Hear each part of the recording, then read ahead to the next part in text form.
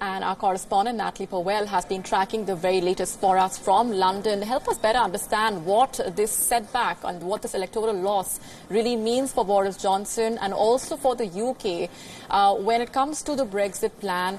Not the first time when Boris Johnson's Brexit with or without deal plan has received a snub.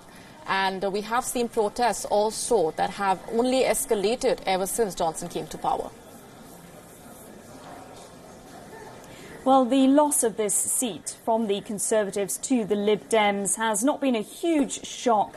It was expected that the Liberal Democrats would win this. They've been campaigning in the area, and we also know that this seat was held by them for a number of years. They lost it in the 2015 general election to the Conservatives. However, what it does show, of course, is the strength of what's being called the Remain alliance. Now, the Liberal Democrats, along with the Greens and other Remain-seeking parties, have decided upon this alliance, which essentially means that those other pro-Remain parties will step aside in certain seats, allowing for those voters to not have to spread their votes across those parties, and that therefore those Remain-seeking voters can simply vote for one party. And it seems to have done the job in this instance. In terms of the wider picture, though, and on Brexit, of course, what this means is that Boris Johnson's majority sinks even lower.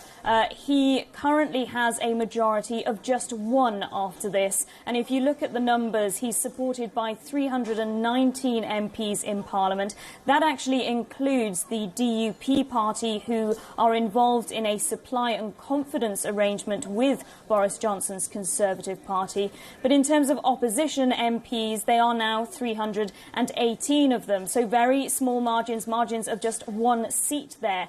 And that's going to cause a headache when it comes to Brexit. Of course, Boris Johnson now wants to push Brexit through with or without a deal. But without a majority in Parliament, or certainly a very small majority, that obviously means that there are going to be MPs who are either going to try to stop a no deal from happening or not vote for any kind of deal that he manages to get back from the EU, potentially. So a lot of people are speculating that what this could potentially mean is that Boris Johnson will now be forced into calling a snap general election to try to increase his majority hold in Parliament.